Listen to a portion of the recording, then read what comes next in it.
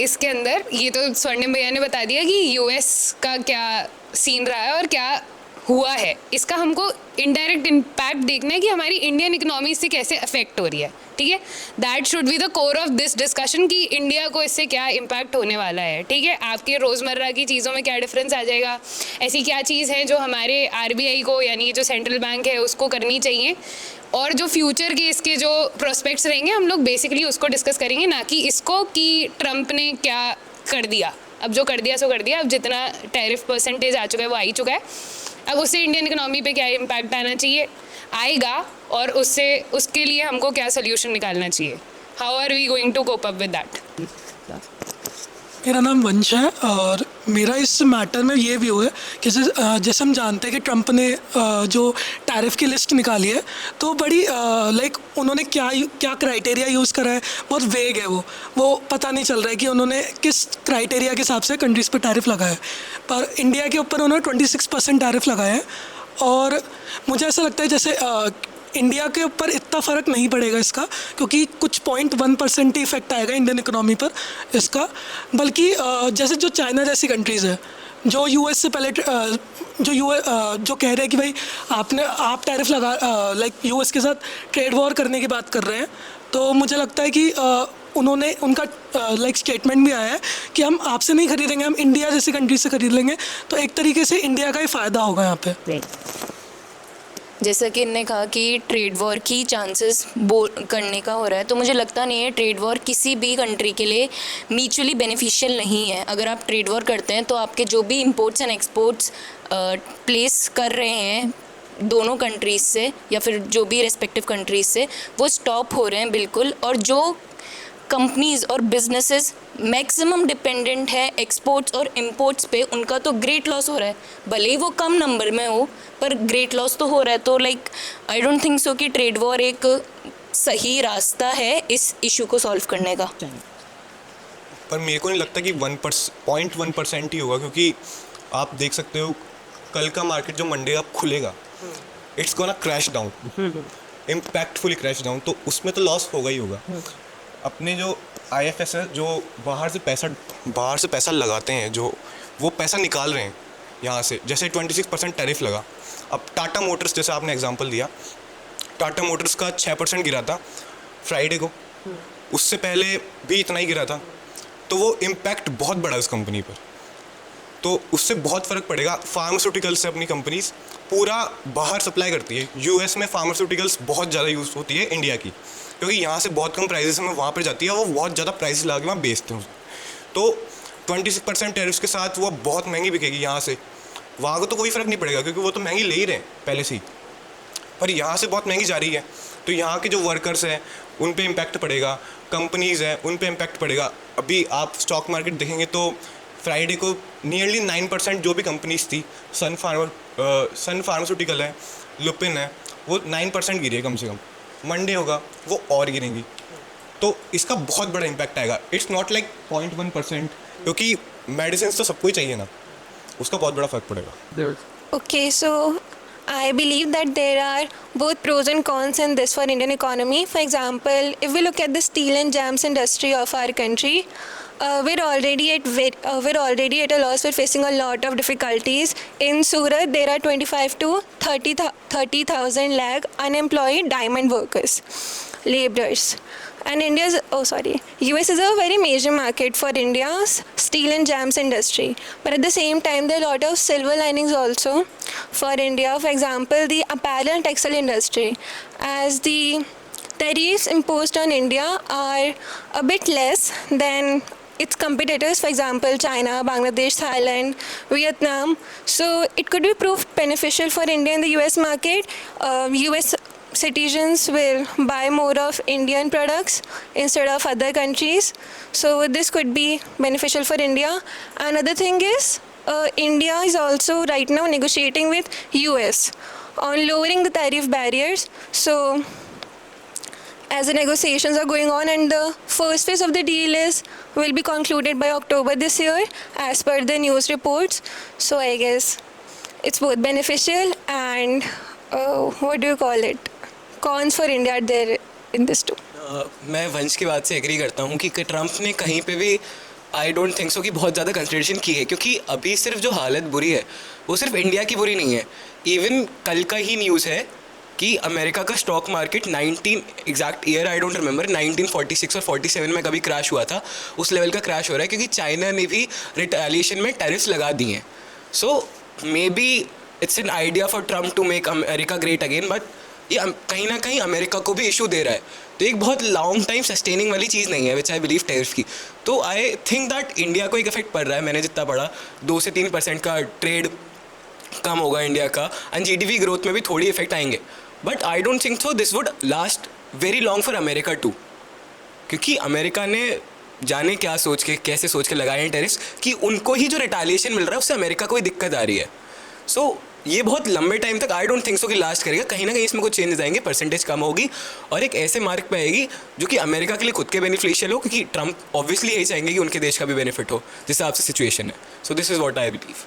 मैं हर्ष की बात से अग्री करती हूँ। ये अगर अपन लॉन्ग टर्म में देखें तो यूएस के लिए इतना बेनिफिशियल नहीं होगा जितना उन्होंने सोचा है, क्योंकि कहीं ना कहीं अगर इंडिया रिटेलिएट करना चाहे यूएस गुड्स में टैरिफ बढ़ाने के बाद, तो वो इंडियन मार्केट को फोर्स करेगा सेल्फ रिलायबल होने में और सेल्फ ग्रोथ करने में, ताकि लोकल्स की नीड पूरी हो।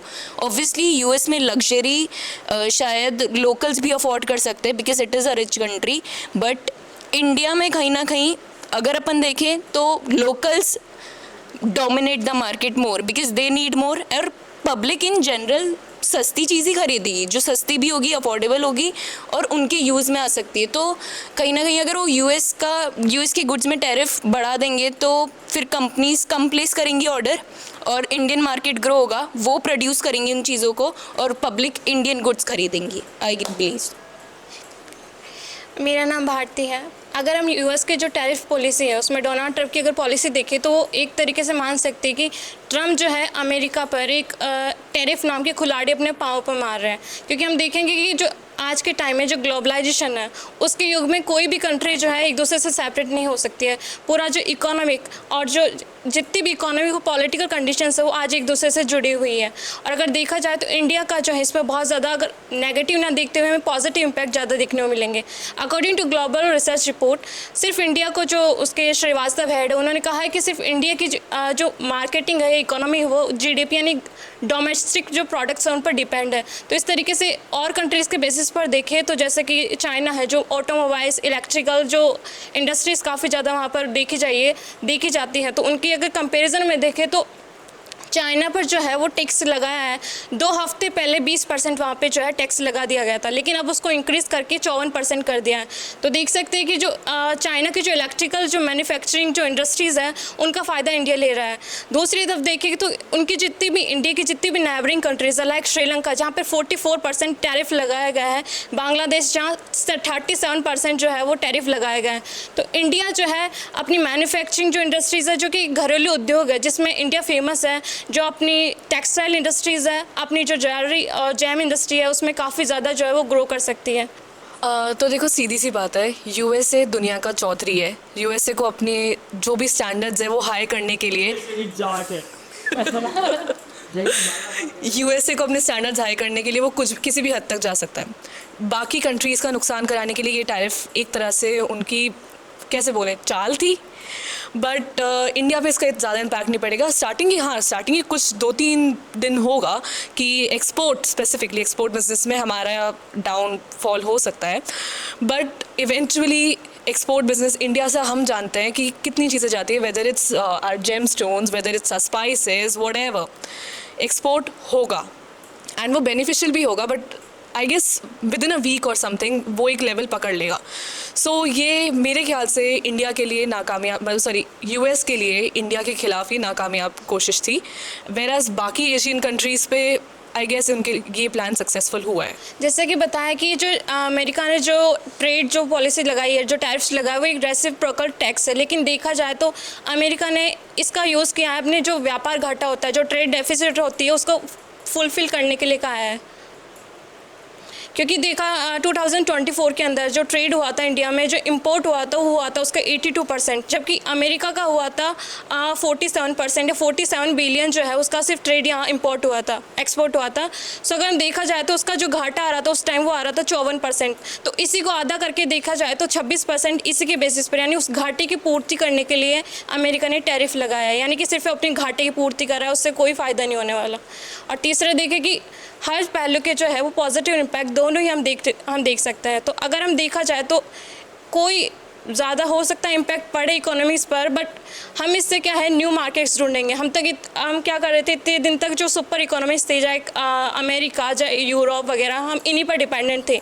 लेकिन अब हम जो क्या है, हम अपने न्यू जो है मार्केट्स देखेंगे कहाँ पे अब क्या क्या हमारे जो ट्रेड रूट्स इस्टेब्लिश हो सकते हैं, क्रिएट हो सकते हैं। जैसा कि भारती ने बताया कि इसके अंदर ये ट्रम्प ने जो किया है वो बिल्कुल ठीक किया है, लेकिन कहीं ना कहीं हमें इसमें भारत के जैसे मेजरली 30% उद्योग, मतलब जो मेजरली उद्योग है उनके अंदर, और 6% मतलब कृषि का आता है। जैसे हम यहाँ से एक्सपोर्ट करते हैं, जैसे चने दाल वगैरह, जो भी उस पर भी काफ़ी इफेक्ट पड़ेगा, क्योंकि जो किसान वगैरह है तो मेजरली उनके ऊपर असर पड़ेगा। और फिर यहाँ की जो GDP वगैरह, ये इन पे भी असर पड़ेगा। और जो अपने यहाँ से एक्सपोर्ट होता है, ये जो ज्वेलरी का भी होता है, और काफ़ी मान लो एग्जांपल में जैसे अपन यहाँ से थार या वगैरह कुछ भी गाड़ी ऐसी होती है जो मान लो वहाँ अपन करें, तो ट्रम्प सोच रहे हैं कि अपने यहाँ पर खुद का एक मतलब महिंद्रा का खुद का बिल्डअप हो यहाँ पर खुद, और वो बिना किसी मतलब टैक्स वगैरह, टैक्स फ्री से काम हो जितना भी हो। अगर मैं देखूँ तो इनने सही कहा, अगर जो भी इफ़ेक्ट पड़ेगा वो बेसिकली लोकल पीपल को पड़ेगा, क्योंकि कंपनी के पास तो प्रॉफिट्स हैं अभी भी, वो सर्वाइव कर सकते हैं। पर कहीं ना कहीं जॉब सेक्टर बहुत ज़्यादा इफ़ेक्ट हो सकता है, जॉब कट आउट हो सकती है और एक पर्सन की लिविंग हट सकती है। पर एज अ कंक्लूजन, इंडिया को सिर्फ ये टाइटल कैरी करने की जगह है कि India is a developing country, India को एक डेवलप्ड कंट्री बन जाना चाहिए, सेल्फ रिलायबल होना चाहिए, खुद का लोकल मार्केट ग्रो करना चाहिए। That's it. मेरा ये मानना है कि जैसे पहले कंक्लूजिंग स्टेटमेंट है ये भी मेरी तरफ से, एक जितना मैं समझ पाया हूँ, तो जो पहले गवर्नमेंट रही थी अमेरिका में 5 साल, बाइडेन गवर्नमेंट थी, डेमोक्रेट गवर्नमेंट थी, if I am not Democrat right, so वो गवर्नमेंट थी। तो व्हाट आई फील कि उस वक्त अमेरिका ने मेजरली अपना जो रहा है दबदबा वो थोड़ा खो दिया था। सो व्हाट आई फील, ट्रम्प आए हैं तो एक बार के लिए तो अपनी वो क्रिएट करना चाहते हैं कि तुम लोग भूल गए थे कि अमेरिका क्या है। So majorly what I feel ये एक उसके लिए मूव थी। Now secondly, this is isn't a very sustainable move, क्योंकि it is not affecting anyone positively.